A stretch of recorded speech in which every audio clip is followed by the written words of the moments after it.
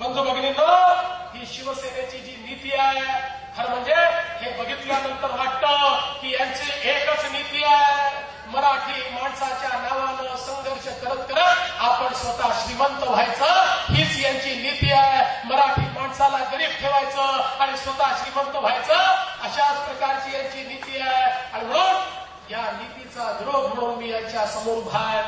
बंधू भगिनींनो, कुठल्याही परिस्थितीमध्ये मुंबई चांगली झाली पाहिजे.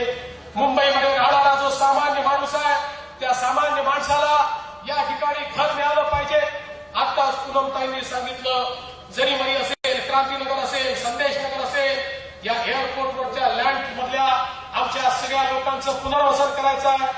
खरं म्हणजे एक गोष्ट मी आपल्याला सांगतो की या ठिकाणी मोदीजींचे मी आभार माने. मी मोदीजींना विनंती केली की मुंबईच्या एअरपोर्टच्या लँडवर बसलेले हे जे लोक आहेत, यांना कुठेतरी 10-20 किलोमीटर दूर नेऊन आपण त्यांचं कधीच पुनर्वसन करू शकणार नाही. मी त्यांना ही विनंती केली की या ठिकाणी त्यांचं पुनर्वसन करण्याकरता इन सिटू त्याच ठिकाणी आम्हाला परवानगी द्या.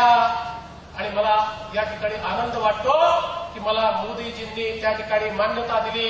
एअरपोर्ट अथॉरिटीचं पत्र माझ्याकडे आलं आणि एअरपोर्ट अथॉरिटीने हे मान्य केलं की या ठिकाणी जे लोक बसले आहेत त्यांना इन सिटू म्हणजे आहेत त्या ठिकाणीच आम्ही त्यांचं रिहॅबिलिटेशन करणार. जिथे थोडं बहुत शक्य नसेल अशाच ठिकाणी 2 किलोमीटरच्या आत त्यांच्या घरापासून बाजूला त्यांचं पुनर्वसन करणार. पण 50,000 लोकांचं पुनर्वसन हे इन सिटू त्याच ठिकाणी करण्याचा निर्णय हा आम्ही घेतलेला आहे. आणि हे सगळं करत असताना मला कधी कधी आश्चर्य वाटतं, काही लोकांना झोपडपट्टी वाल्यांचं पुनर्वसन नको आहे. त्यांना या झोपडपट्ट्यांमध्ये त्यांना झोपडपट्टीतच ठेवायचं आहे, त्यांना गरीबच ठेवायचं आहे, त्यांना त्या ठिकाणी वाईट अवस्थेमध्येच ठेवायचं आहे. आणि म्हणून बंधू भगिनींनो, ते लोक या ठिकाणी सर्वेक्षणाला देखील जाऊ देत नाही. सर्वेक्षणाला गेले तर ते लोक त्यांच्या दुकानदाऱ्या बंद होतील म्हणून लोकांना सांगतात. हे जे सर्वेक्षण चाललेलं आहे हे तुम्हाला उद्ध्वस्त करण्याकरता चाललं आहे. माझा सवाल आहे, तुम्हाला जर घर मिळायचं असेल तर सर्वेक्षणाविना ते कसं मिळू शकेल?